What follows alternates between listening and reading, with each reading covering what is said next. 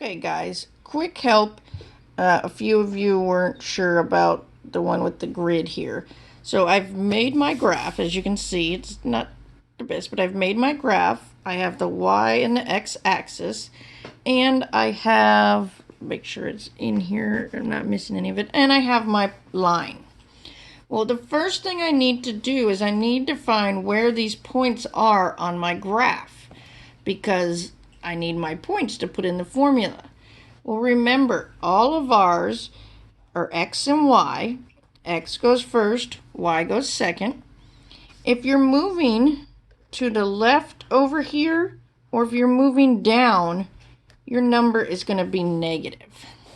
Negative, those are just some brackets. If you're moving to the right over here or up, your number is going to be positive. So let's look at this first dot. I already put the coordinates here. Here is my 0, 0. This is where I start. That's like the intersection of both of them. So now I count X's first, which means I go left or right first. If you forget that, just write it up here. Left, right first, up, down second. Either one. So I'm going to go over to the left, and I'm going to see where it lines up here. So I have to go over one line. So that means if I go to the left, that's negative 1 over. Now I have to see how many I have to go up or down. Well, now I have to go down 1 to get to my dot. So down 1 is negative. So that's negative 1. So I counted over 1, down 1. Now let's look at this point way out here. I'm going to count over first, and I'm going to go over to the right. 1, 2, 3, 4, 5. Right here is where it lines up with that line. So that means my X is 5. I'm going to the right, so it's positive. Now I have to count up or down to see where I run into this dot. So let's count up. 1, 2, 3, 4, 5.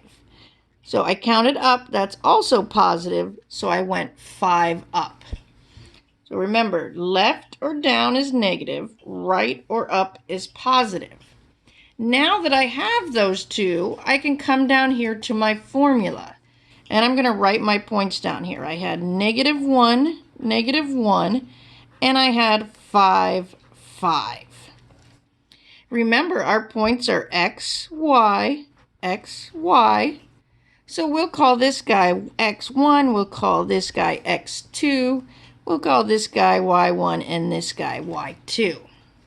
So my midpoint formula, we have to add the X's first on the top. So let's see, my X is negative 1 plus 5. And we divide that by 2.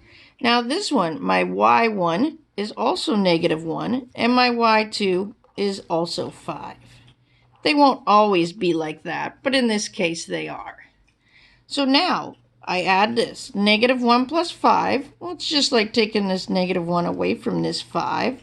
So we're left with 4 over 2, and the same thing here, 4 over 2.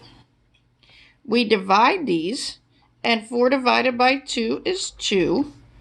4 divided by 2 is 2. This would be your midpoint. You can't always check, but let's see if it looks like it would work. So if it's 2, 2, I'm going to count over 1, 2 for my X, and up 1, 2 for my Y, and it says our midpoint is right here at 2, 2. And I would say that pretty much looks like it's halfway in between.